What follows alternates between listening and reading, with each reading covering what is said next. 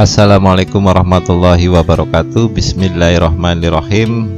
Pada kali ini saya akan membahas pertanyaan-pertanyaan yang ada di web yang tentang kisah-kisah sahabat Nabi yang paling menarik, yang inspiratif. Tentunya ada beberapa jawaban yang tentunya yang bisa kita gali lagi ya informasinya. Karena ini yaitu kisah yang menarik tentang kisahnya Julaibib dan pengantin perempuan. Nah, sahabat Nabi ini bukan termasuk orang terpandang di kalangan kaum Ansor. Perawakannya juga tidak menarik. Nah, sahabat ini termasuk dalam kategorinya juga termasuk kategori orang miskin karena tidak mempunyai nasab, juga tidak memiliki kekayaan harta. Nah, tapi beliau sangat dicintai oleh Rasulullah karena ketakwaan yang ada pada dirinya. Nah, ini ceritanya begini. Suatu ketika Rasulullah ingin menikahkannya dengan salah seorang putri sahabat Ansor. Nah, di sini Rasulullah mendatangi rumah sahabat Ansor itu dan berkata, "Nikahkanlah putrimu denganku." Nah, tentunya mendengar ucapan Rasulullah tadi, sahabat tanpa pikir panjang langsung menerima tawaran Rasulullah.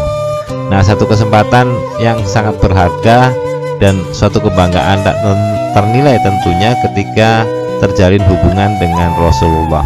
Akan tetapi Rasulullah menjelaskan bahwa pinangan ini bukan untuk dirinya. Kalau begitu, pinangan itu untuk siapa wahai Rasulullah? Dengan penuh tanda tanya tentunya. Nah, beliau menjawab untuk Julaibib. Nah, Julaibib radhiyallahu anha. Nah, dengan penuh kebingungan tentunya sahabat itu menjawab, "Baiklah wahai Rasulullah, tapi aku harus bermusyawarah terlebih dahulu dengan istriku." Nah, pergilah sahabat ini menemui istrinya. Di dalam benaknya itu, apa kata orang jika putriku menikah dengan Julaibib? Nah, Julaibib itu kan orang miskin, bagaimana martabat keluarganya? Nah, kemudian setelah bertemu dengan istrinya, ia pun menceritakan pinangan Rasulullah itu. Dia berkata, "Wahai istriku, sesungguhnya Rasulullah meminang putrimu." Serta merta istrinya menjawab, "Ya, aku sangat setuju." Nah, akan tetapi Rasulullah tidak meminang untuk dirinya, jelas sang suaminya itu. Lantas untuk siapa pinangan itu? Tentunya Rasulullah meminangnya untuk Julaibib. Nah, istrinya menjawab, "Untuk Julaibib, tidak, aku tidak setuju. Jangan engkau nikahkan dengannya, karena ya Julaibib itu kan orang miskin, tidak punya nasab dan lain sebagainya." Mereka enggan memiliki seorang menantu seperti Julaibib yang tidak memiliki apa-apa tentunya, karena ya tadi, karena miskin ya, tidak memiliki apa-apa. Nah, demikianlah keadaan sebagian orang tua yang terkadang lebih mengutamakan dunia daripada agamanya. Tentunya percakapan ini ternyata terdengar oleh putrinya. Nah, lantas bagaimana dengan sikap putrinya mendengar pinangan dari Rasulullah tersebut? Tak disangka ketika bapaknya hendak beranjak pergi untuk menolak pinangan Rasulullah, terdengarlah suara dari dalam kamar, "Siapakah yang telah meminangku, wahai ayah?" Nah, sang ibu kemudian menceritakan bahwa yang meminang itu adalah Rasulullah. Akan tetapi pinangan itu bukan untuk dirinya, tetapi untuk Julaibib. Nah, ternyata putrinya menjawab dengan tegas, "Apakah menolak perintah Rasulullah? Apakah kita semua menolak perintah Rasulullah? Tidakkah kita mendengar dari firman Allah bahwa yang dalam surat Al-Ahzab ayat 36 yang artinya, dan tidaklah patut bagi laki-laki yang mukmin dan tidak pula bagi perempuan yang mukmin apabila Allah dan Rasul-Nya telah menetapkan suatu ketetapan, akan ada bagi mereka pilihan yang lain tentang urusan mereka."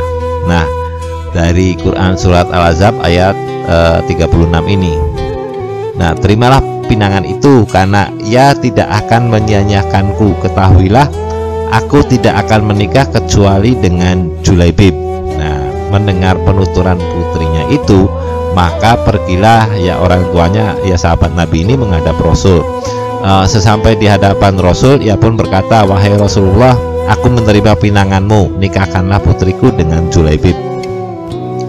Nah, sungguh satu pertanyaan yang menunjukkan ketundukan terhadap perintah Rasulullah. Nah, wanita soleha ini tidak melihat diri calon pendamping hidupnya kecuali dengan pandangan dari agamanya. Dia sangat memahami bahwa kemuliaan dan kebahagiaan hidup seseorang hanyalah dengan ketakwaan kepada Allah Subhanahu wa taala. Itulah sikap seorang yang beriman kepada Rasulullah. Nah, perintah Rasulullah ini selalu didahulukan dari keinginan pribadinya, karena dia yakin keputusan Rasulullah ini yang terbaik.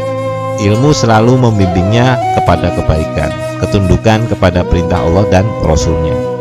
Nah, tak terperi kebahagiaan pun meliputi Julaibib tentunya ya. Istri yang solehah akan segera menjadi pendamping hidupnya. Tentunya kehidupan baru akan ia jalani. Namun tiba-tiba angan-angan itu serasa hilang ketika panggilan jihad mengetuk hatinya. Karena pada saat yang bersamaan Rasulullah memerintahkan kepada kaum muslimin agar berjihad di jalan Allah. Nah, di sini Julaibib ini menjadi bimbang ya. Ia bingung manakala harus memilih antara istri solehah, kebahagiaan, atau mati syahid yang selama ini ia cita-citakan. Dan akhirnya ternyata kerinduan terhadap mati syahid di medan perang menjadi pilihannya. Maka berangkatlah tuh Julaibib itu menuju medan perang. Dia tinggalkan calon istrinya yang salehah dan kebahagiaan yang akan segera ia peroleh demi menyambut panggilan Robnya, yaitu berjihad di jalannya. Tentunya sudah menjadi kebiasaan Rasulullah, beliau sangat memberi perhatian kepada para sahabatnya selesai peperangan. Nah, biasanya beliau menanyakan siapa saja yang syahid dalam peperangan itu. Rasulullah bertanya kepada sahabatnya, siapa saja yang gugur di jalan Allah? Mereka menjawab, Fulan bin Fulan, wahai Rasulullah. Mereka tidak menyebutkan nama yang dicari oleh Rasulullah, yakni Julaibib ya. Maka Rasulullah kembali menanyakan kepada para sahabat dan jawaban mereka sama. Kemudian beliau berseru, sesungguhnya aku telah kehilangan salah seorang sahabatku, Julaibib, carilah ia. Nah, para sahabat pun segera mencari jasadnya Julaibib, dan mereka mendapatkan jasadnya tersungkur. Di sekelilingnya terdapat 7 jasad orang kafir. Nah, segeralah para sahabat memberitahukan kepada Rasulullah tentang Julaibib ini.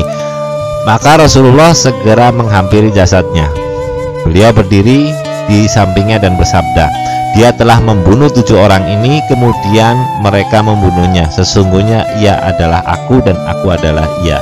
Rasulullah mengucapkan sebanyak 3 kali, kemudian dengan penuh lemah lembut dan kasih sayang, beliau Nabi mengangkat jasadnya dan menyandarkan di lengannya. Nah, para sahabat mempersiapkan liang lahat untuknya, dan Rasulullah terus menyandarkan jasad Julaibib di lengannya sampai akhirnya ia dikuburkan. Semoga Allah Subhanahu wa taala merahmatinya. Itulah akhir kehidupan sahabat dari Julaibib ya. Beliau menutup lembaran-lembaran amalnya dengan mati syahid di jalan Allah. Lalu bagaimanakah dengan wanita soleha yang siap mendampinginya? Nah, sepeninggal dari sahabat Julaibib, wanita ini menjadi orang yang kaya raya di kalangan kaum Ansor.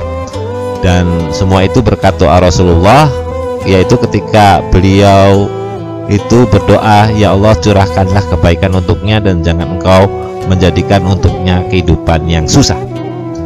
Dengan doa Rasulullah itu, ia mendapatkan keberkahan dalam kehidupannya. Tentunya demikian hikmah lantaran taat kepada Rasulullah.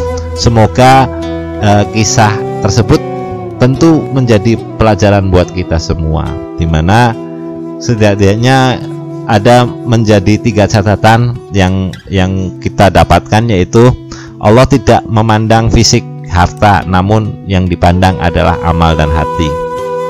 Seperti dalam hadis riwayat Muslim yang menyatakan bahwa Rasulullah SAW bersabda, sesungguhnya Allah tidak memandang kepada rupa harta kalian, namun Allah memandang hati dan amal-amal kalian. Lalu catatan yang kedua adalah Julaibib dan istrinya itu bergegas menemui seruan Allah dan Rasulnya. Dan kisah ini tentunya mengajarkan kita semua untuk segera bergegas memenuhi panggilan Allah dan Rasulnya, tidak menunda-nunda, juga tidak mencari-cari pilihan ketika ada ketetapannya.